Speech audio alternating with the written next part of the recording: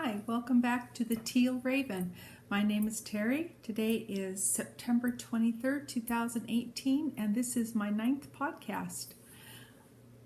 I know I should start off with knitting because this is a knitting podcast, but my son got married last Saturday, and I just have to share some of the pictures and some of the things that happened. First, I told myself I wasn't going to cry, and as I'm sitting there waiting for the music to start that announces the bride, I am cool as a cucumber. That music started, I stood up and turned around. I saw Megan start to come through. It was an outdoor wedding and she came through like an arbor. It was waterworks just gushing down my face. It was totally uncontrollable. She was gorgeous. My son looked like he was about 4 years old. He is 6'2", and he looked like he was about 4 years old standing up there. It was the weirdest sensation I've ever had. I don't know if anybody else ever feels that way about seeing their sons get married.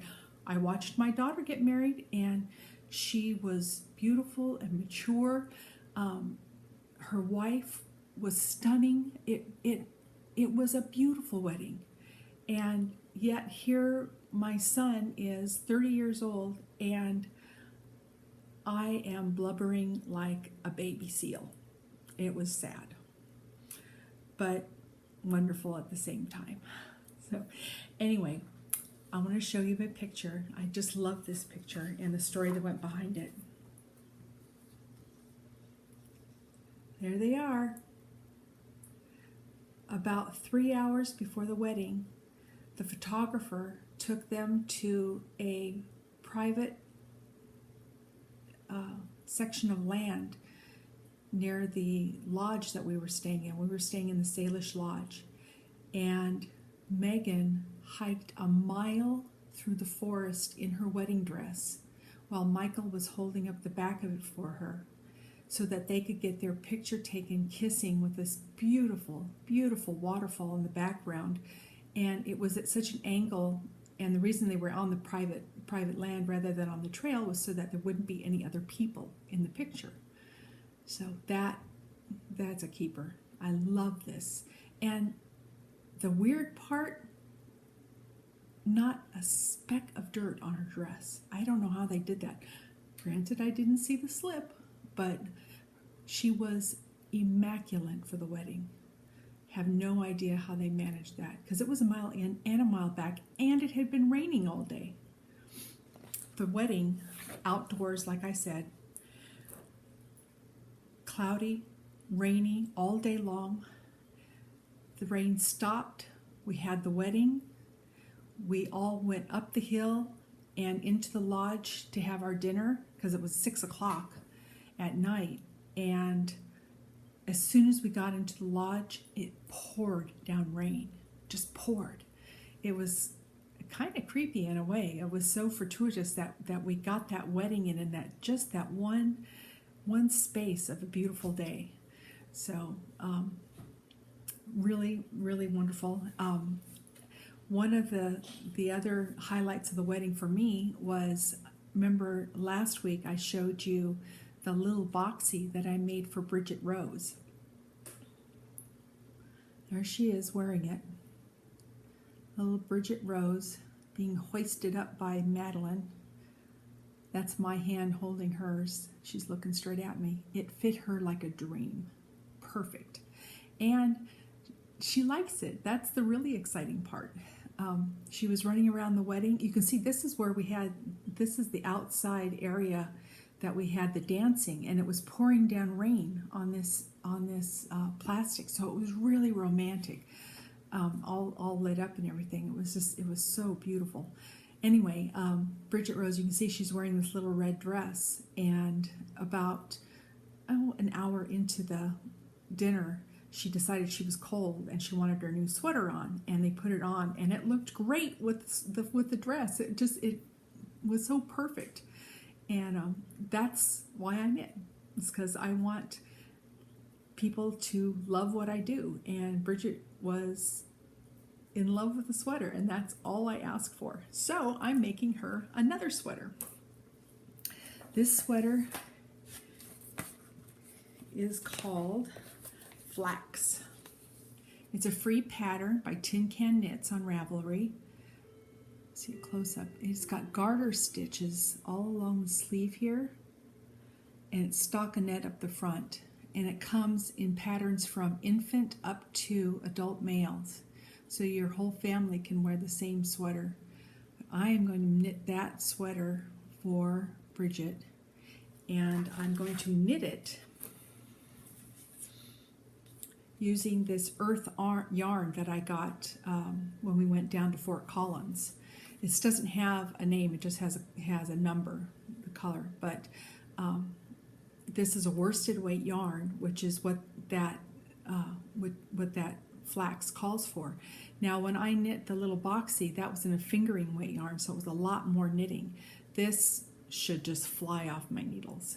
And again, I'm trying to get gender neutral colors so that if they ever decide to have another baby and it's a boy, then the little boy can wear them too. And these bright primary colors are perfect for either sex. Back to some more knitting. On the way home, I finished a pair of socks I was working on for my cousin Jim, or my brother Jim, my brother-in-law. He was leaving for Ireland in 2 days, and he wanted a pair of knit socks. And since I had a 13-hour ride up to Seattle and a 13-hour ride back, I thought I could make him a pair of socks, which I did. I finished him a pair, and they looked identical to that pair that I made for John with this gray, and then it had the red heel and the red toe. He really liked that. Well, these are another pair of socks that I cast on. These are called Socks on a Plane by Laura Linneman of the Knit Girls podcast. And a lot of fun to knit. I've never knit toe up before, so this was a new experience for me. I won't say I didn't rip it out a couple times, but I did it. Toe it's okay. My second one is better. I'm working on the second one already. And the cool thing about this pattern is that, so the stripe goes up, you have your two legs like this, the stripe goes up one side and then it goes up the other side on the outside, so it's nice and framed. I'm using that Dragonfly Fibers District 12 sock yarn that I purchased a long time ago. I had a whole skein of it left, and I really love working with it, so I thought I would just use that again. But that's about it for my knitting. I am working on other things, and I wanted to show you. I went down and I purchased these Tomboy Pins. Tomboy? Is that what it is? Tenboy? What are they called? Tombo Pins. I'm just starting in the bullet journaling thing, and these pens, they have a narrow marker on one side and this kind of painty looking marker on the other side. And you use the painty side marker, they're called dual brush pens, to practice and write your calligraphy or your lettering. So I took a class, an online class on the new Blueprint, which was the old Craftsy platform, and I've started practicing and practicing and practicing, and I'm starting to get the hang of it. It's a lot of heavy on the downstroke, light on the upstrokes, and just repetition. So much repetition that I've got a knot in my shoulder that is killing me, absolutely killing me. About every 20 minutes or so, I'm running back into the back room and having John crack my back. And I have one of those lidocaine patches on it right now, trying to keep from just dying. But I figure it's just like knitting. I just need to keep at it and practicing every day for 15 or 20 minutes, the whole alphabet, and I will eventually get better. So let me show you my bullet journal. This is what it looks like on a good day. This is what it looks like when I first start, okay? And that is what it looks like at the end of the week. Black arrows are oopses and mistakes and missed appointments and canceled things, tentative things. Am I going with this person? Am I not going with this person to get my nails done? And I really love it. I do use my phone for taking care of most of my appointments. We use an app called Cozy, which is really nice because I'm able to enter in appointment dates for my father and mother-in-law, and it'll automatically update on John's phone and vice versa. So we don't have to, we know what each other's schedule is.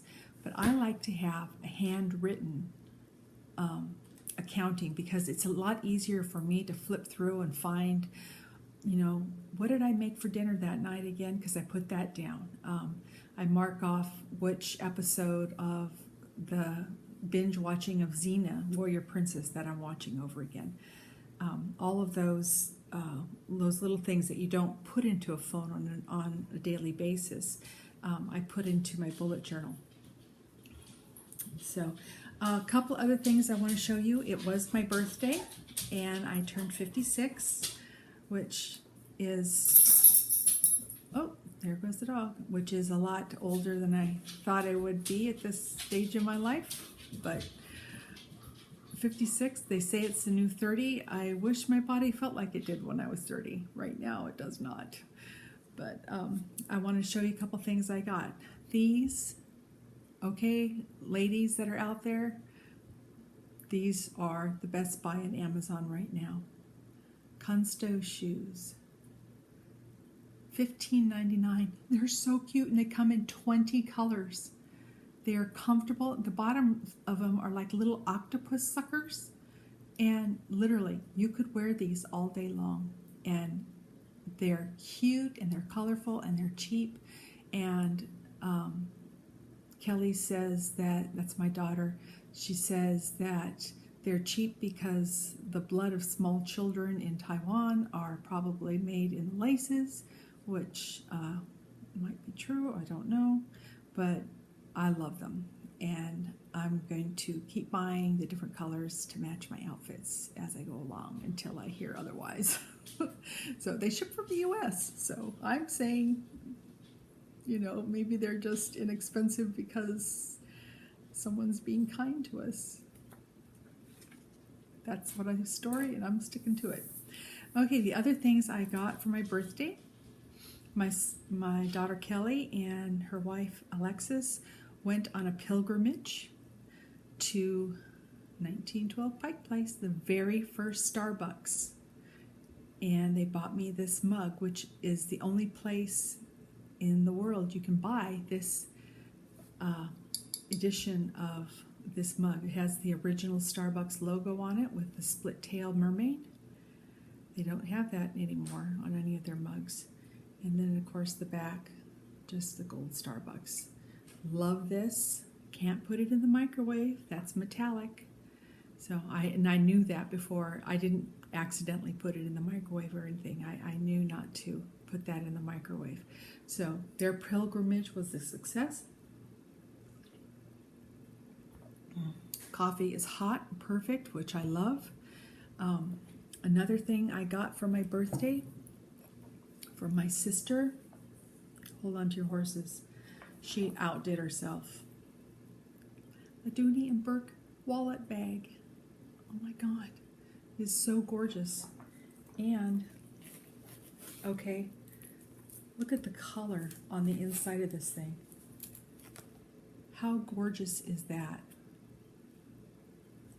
I just love it, absolutely love it. And I'm so glad that I opened it up when I got it, because I got it the day before we left for the wedding, and I decided to open my box, and I found this wallet inside, and it was just perfect for the wedding. It was small, and it contained all my stuff, which was going to be awesome.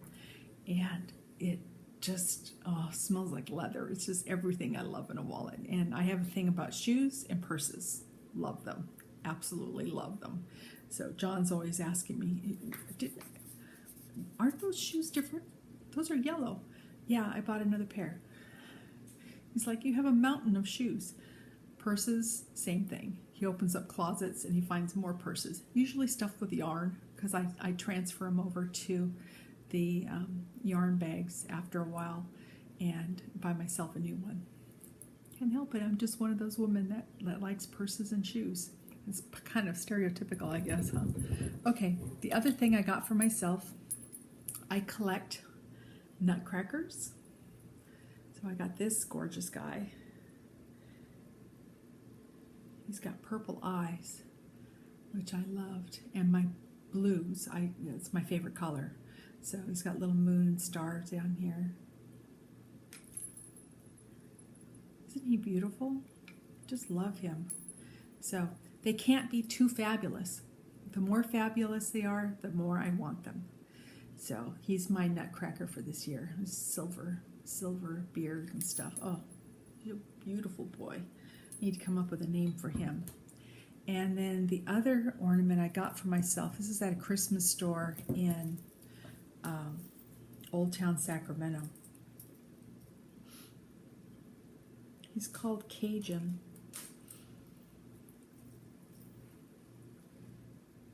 And he's even got a little coin for the fountain. I loved him because I love Harlequins. I think Harley Quinn is my favorite comic book character. I have a tattoo of her on my leg. I love her so much. And I saw this guy and I was like, oh, he's a Harley Quinn. So gotta get him. And they had a female as well, but who wants a female one on a tree when you could have this fabulous guy instead? So he's all duded up. And the tag for these mermen and mermaids say one ocean, one world, or one world, one ocean, something like that. One ocean, one world. But he's my cutie patootie. Gonna keep him. So the only other thing I want to show you is I got an Instapot. And I know a lot of you out there have Instapots, but you may not have this. The Great Big Pressure Cookbook, 500 recipes for your Instapots. Look at that. By Bruce Weinstein and Mark's, what is it, Scarborough? Yeah, Scarborough. Full of recipes. My next recipe I'm going to be making, look at that one. Lamb stew with Indian spices. That's what pressure cookers are made for. Lamb stews. Any kind of stew. Just, oh, so good. Just releases the flavors. And then dessert, a rice pudding. It's going to be heaven. So this book has been kind of a hit and miss for me. I would say so far I've made about 6 recipes. I rate them on a score of 1 to 5. And I've got 2 rated at 4. I've got a couple rated at 2s. And I've got 1 rated as a 1. So it's just kind of a hit and miss, it seems to me. Had a lot of luck with things like the cooking beans, you know, where you soak beans overnight and then you pressure cook them. They turn out great. Made ranch beans with beef ribs in the pot so that the meat on the beef ribs fell off into the beans, and then you shredded it and made those delicious ranch beans that are so good with steaks. We made them and put them in burritos the next day. Delicious. And chicken stews, really good. Fish stew was incredible. Macaroni and cheese did not turn out as good as what my daughter makes. I don't know what she does with her recipes, puts fairy dust in it or something. I have no idea, but man, hers is delish. Haven't made any custards in it yet or anything, but like I said, it's just kind of hit or miss. I have high hopes for the lamb stew, and we'll see how the rice goes. I use it to make rice all the time. Rice works really well, so I assume that using the pressure cooker to make rice pudding would be a hit too. So that is it for me. I think I've got everything covered. Oh, just one last thing. I stopped buying really big things at places like the Salish Lodge where we had the wedding. There were wonderful things. Salish Lodge does this thing where they call it honey from heaven, and because there's a huge waterfall there, and they have beehives that make their own honey, when you go for breakfast or lunch or dinner, they bring out these delicious dinner rolls, these handmade dinner rolls. And then they stand over you and they hold up real tall, their arms completely extended, the honey, and they drizzle it down onto your plate. So it drops about maybe 1.5 yards. And they're pretty good about aiming it and getting it right on those biscuits. And they call it honey from heaven. And they've been doing that since, I want to say 1928. It says on this card, 1916. Salish Lodge. It's on the cover of my bullet journal. This is the postcard from the lodge. If you ever saw Twin Peaks, that's the same lodge that they shot Twin Peaks in. And then there's this huge waterfall going off of it. Really beautiful. And they do honey from heaven. So that was kind of fun. But instead of buying honey, instead of buying this amazing book, a cookbook, is called All About Bees. And it had the history of bees, beekeeping techniques, all sorts of recipes. It was $35 though, and I thought, oh, I don't really need another cookbook. Okay, so my phone rang and cut out the video. But as I was saying, I didn't really need another cookbook at $35 especially. So I just bought this very small little item. It's a little hedgehog. Thought he was very cute, and he was only $2. And I keep him beside my bed in a little silver tray that has mementos from other weddings, including my own. Smed, if you're watching this, I still have the small bottle of whiskey that you tried to get my husband to drink on the day of our wedding 33 years ago. Thankfully, he was smart enough not to do that, but he did put it in his suit pocket, his tuxedo pocket, and he had it with him while we were saying our vows, and I found it on him, and I've kept it as one of my most prized possessions now. So that is it for this podcast. I hope to see you again. If you like what you've seen, please hit subscribe, and you will be notified when another one of these videos comes out. And give me a thumbs up. I will talk to you later. Bye-bye.